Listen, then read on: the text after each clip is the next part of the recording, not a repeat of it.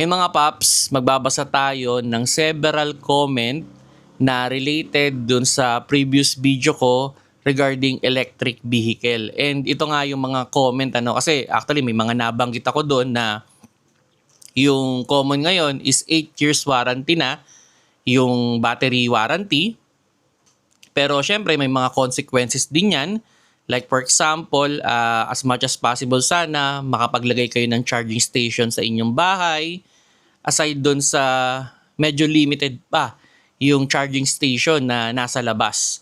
So, kailangan din natin i-consider yun. At syempre, yung range natin o yung pupuntahan din natin, kailangan nating i-evaluate kung kaya ba talaga ng ating electric vehicle. Pero ito yung mga comment For long distance requirements, just get a REEV o Range Extended Electric Vehicle.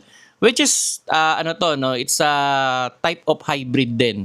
Pero ang idea ng hybrid na ito is yung kanyang makina, nagsiserve siya as generator.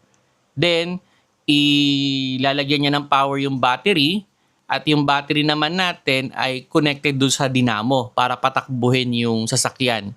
Ang pinaka-advantage nitong gantong klase ng technology ng hybrid is yung inyong sasakyan parang tumatakbo siya like a electric vehicle pero di gasolina.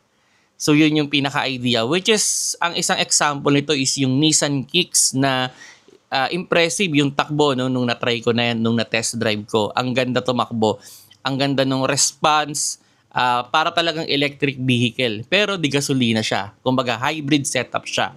Then yung next comment natin para sa akin, hybrid muna dahil limited pa ang charging station sa Pinas. Ayan, tama rin naman yun kasi nga hindi pa rin naman ganun ka-widely available yung charging station unlike ng mga gasoline station. Kumbaga, mas marami pa rin sa ngayon yung gasoline station than sa charging station. So, hybrid naman talaga is a good option kasi ang isa sa maganda talaga sa hybrid, hindi nyo kailangan baguhin yung lifestyle ninyo sa paggamit ng kotse. Kumbaga, parang gumagamit pa rin kayo ng regular car, yet, mas extended lang yung range ninyo. Yan. Then yun, next comment natin, pwede naman pang long ride ang EV, basta alam mo ang charging station sa mga route. Ayan. So, yun nga yung nabanggit ko kanina, Kumbaga, yung EV kasi, meron talaga siyang limit pagdating doon sa range. Kumbaga, ang isang issue kasi talaga sa isang electric vehicle is yung pag-charge. So, hindi naman siya pwedeng i-charge na lang kung saan-saan. As much as possible, doon talaga sa mga charging station. Yun nga lang, medyo limited pa talaga yan sa ngayon. Although yun nga sabi nila, may nakagawa nga daw from Manila to Mindanao. Pero ang issue kasi doon, kailangan mo talagang planuhin yung route mo. And saan lang ba available yung mga charging station? Commonly sa mga malalaking establishment lang or malls. So, as much as possible, sana dumating ka doon, bukas yung yung charging station. Paano kung sarado na yung mall? Malamang hindi ka rin makaka-parking sa loob. So, yun yung medyo, ngayon, medyo limited pa talaga yung charging station. Pero soon, malay natin, dahil nga umuuso na, baka magsunod-sunod na yan. Baka maging kasing dami na rin yan ng mga gasoline station. Pero sa ngayon, limited pa nga naman talaga. Then yun, 8 years warranty ng EV car. Ayan. Actually, yung 8 years is the the battery. Hindi, as far as I know, hindi kasama yung iba. So, yun yung Although yung battery, yan naman talaga yung pinakamahal na component na dapat sana naka-warranty.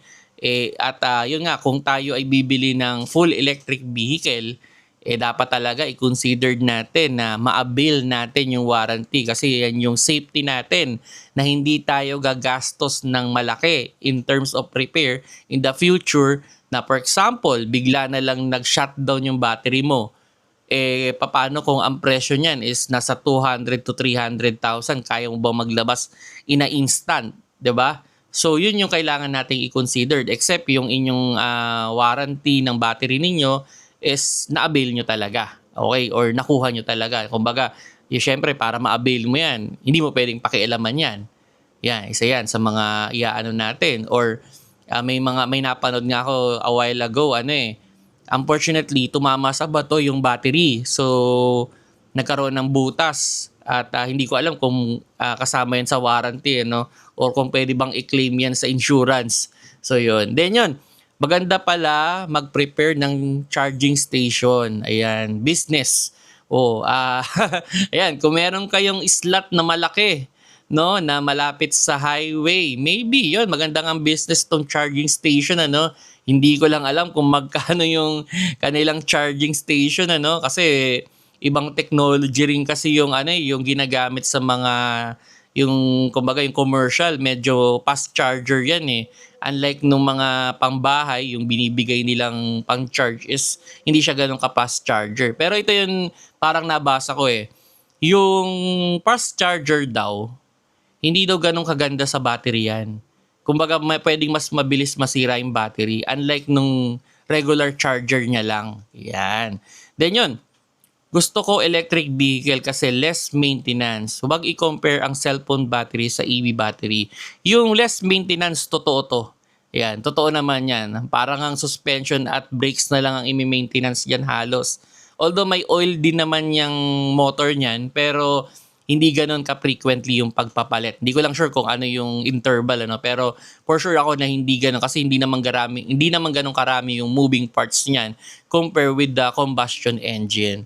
So, yun, at yun nga, wag daw i-compare kasi yun nga parang na-i-compare ko sa battery ng cellphone. Kasi para sa akin, isa sa mga pinakamagandang technology ngayon ng battery is yung nilalagay nila sa cellphone. Kung makikita ninyo yung mga cellphone natin ngayon, ang tagal ng malobat pero ang bilis ma-charge. And safety, kumbaga safe din na hindi naman nasusunog, 'di ba? So yan yung yan yung opinion ko para sa akin yung battery ng cellphone ng isa sa pinakamagandang example ng battery. At syempre, sabihin na natin may charging talaga yan.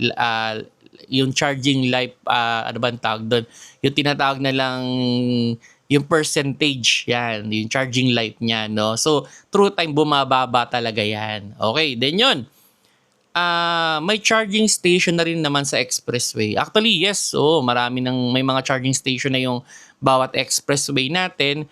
Aside dun sa mga mall and establishment, no, na malalaking establishment, mga hotel, mga malls, yan talagang meron na yan. Pero syempre, hindi pa ganun karami. Kung lahat tayo mag-electric vehicle, malamang sa malamang hindi pa nila kaya. Hindi pa nila kayang i-sustain. Iba pa rin talaga yung may charging station tayo sa bahay natin. Then, dapat bumili ng portable generator for emergency. Yan. Yun nga eh. Parang mas maganda siguro yung idea na pag bumili tayo ng electric car, meron silang isang option na pwede mong bilhan ng generator. Kumbaga, yung generator na design nila na kayang i-charge yung battery ninyo while moving.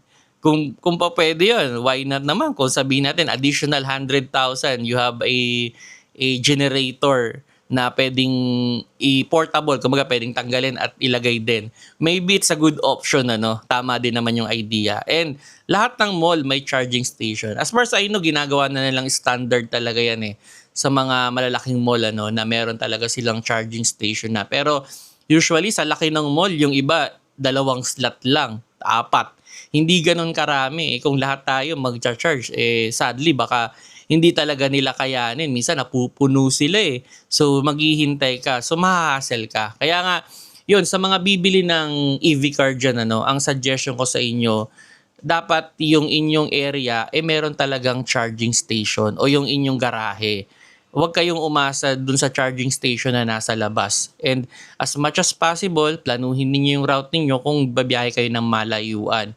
And yun nga, kung pupunta man kayo sa isang malayong lugar, okay, as much as possible sana kaya nung inyong EV o yung full electric vehicle yung balikan with a single charge. Yan. So yun mga paps, salamat doon sa mga nag-comment. At yun, good luck sa mga mag-EV. I'm so interested kaya binablog ko rin to. Gusto ko rin maraming matutunan na related sa electric vehicle. Good luck sa lahat mga paps.